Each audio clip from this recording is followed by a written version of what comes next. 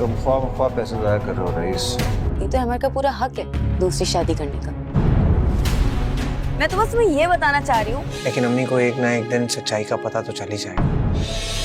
क्यों नहुसत भरी बातें करें आप?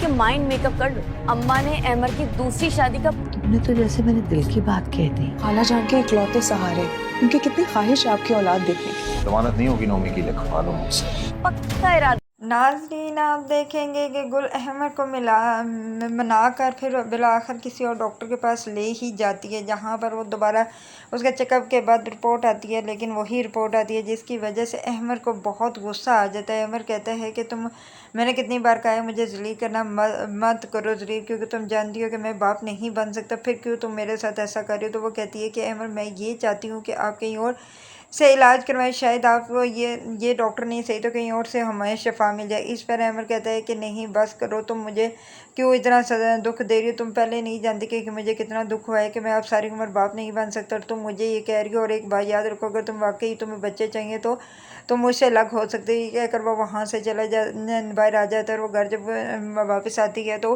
गुल देखती है कि अभी उसका अमर का मूड सही है, तो उसके पास जाती है और कहती है कि अमर, मैं आपसे एक बात करना चाहती हूँ, क्यों नहीं आप मेरी बात समझ रहे। तो इस पर वो कहता है कि क्या करना है, बात करना चाहते हो। वो कहती है कि खाला जान कि आप इकलौते बेटे हैं और उन्हें आपकी औलाद देखनी है, इसलिए मैंने बात ये सोची है कि आप दूसरी शादी कर लें। तो इस बार वो कहता है कि तुम पागल तो नहीं होगी, दूसरी शादी कर लूँ। तुम जानते भी हो कि मैं बाप नहीं बन सकता, तो मैं किसी और औरत की ज़िंदगी क्यों तबाह करूँ। तो वो कहती है कि शायद आप दूसरी शादी कर लें तो आपकी माँ को तसल्ली है, क्या पता अल्लाह ताला उधर करम करते। तो इस पर वो कहता है कि ऐसा कभी भी नहीं हो सकता, मैं तुम्हें नहीं छोड़ सकता। तो वो कहती है जो भी है, लेकिन मैं भी चाहती हूँ कि आपके बच्चे हों, और खाला जान का तो आप इकलौते वारिस हैं, उनकी तो ख्वाहिश है कि इस आंगन में उनके पोती पोते खेलें। तो वो अब कहता है कि तुम पागल तो नहीं होगी।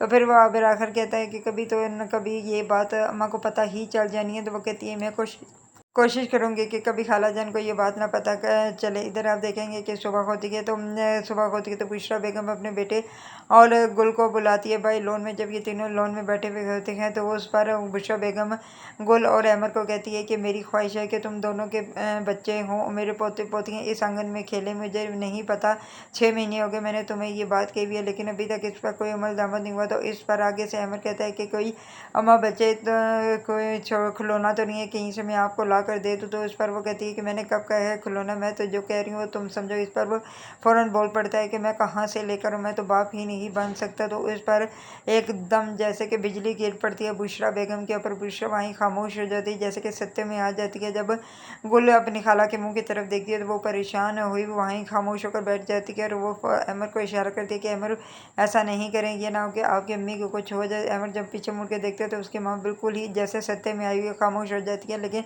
वो अपनी माँ को पूरी बात समझा देता है और बता देता है कि मेरे गुल में ही खामी नहीं है, बल्कि मुझ में ही कमी है, और मैं कभी बाप नहीं बन सकता। ये जिस बुशरा बेगम तो एक्सेप्ट ही नहीं कर पा रही वो कि ऐसा हो सकता है। वो कहती है ये कैसे हो सकता है, मेरा तो बेटा हट्टा कट्टा है और वो कैसे बाप नहीं बन सकता है। इधर आप देखेंगे कि वो अंदर कमरे में बैठी हुई परेशान हो रही होती है, लेकिन ऊपर से नौशी आ जाती है। नौशी पूछती है कि अम्मा क्या हुआ, आप क्यों परेशान है। तो बिलाखिर वो सारा बुशरा नौशी को बता देती है। जब नौशी को इस नतीजे पर पहुंचती है कि अम्मा ये सब कुछ अहमद झूठ बोल रहा है सिर्फ गुल को बचाने के लिए, कि कहीं आप गुल को तलाक ना दिलवा दें।